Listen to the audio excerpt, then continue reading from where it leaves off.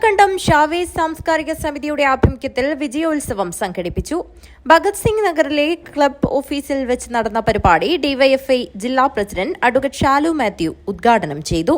കലാകായിക രംഗത്ത് മികവ് പുലർത്തിയിട്ടുള്ള SLC+2 പരീക്ഷകൾക്കകത്ത് വിജയം നേടിയിട്ടുള്ള കുട്ടികളെയൊക്കെ ആദരിക്കുന്ന ചടങ്ങ് ഇതിന്റെ ഭാഗമായി സംഘടിപ്പിക്കുന്നത്.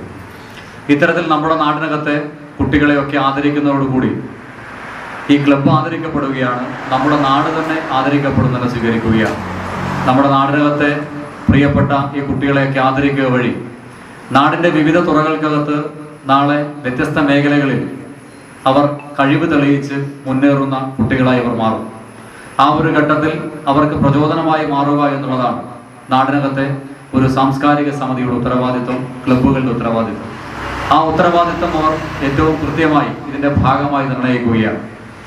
വിജയിച്ചു വന്നിട്ടുള്ള വിജയോത്സവത്തിന്റെ ഭാഗമായി ഇവിടെ എത്തിയിരിക്കുന്ന പ്രിയപ്പെട്ടവരോടൊക്കെ സൂചിപ്പിക്കാനുള്ളത്, നമ്മുടെ ഓരോ വിജയങ്ങളുടെയും ഏറ്റവും നിർണായകമായ ലക്ഷ്യം, അതിന്റെ ഉദ്ദേശം എന്നുള്ളത് ഏറ്റവും മികച്ച മനുഷ്യനെ സൃഷ്ടിച്ചെടുക്കുക എന്നുള്ളതാണ്.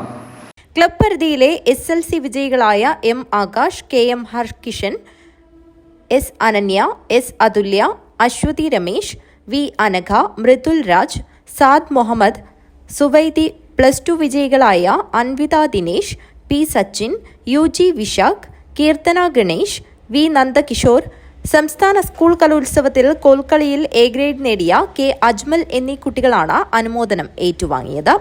ക്ലബ് പ്രസിഡന്റ് CP പ്രമോദ് അധ്യക്ഷത വഹിച്ചു.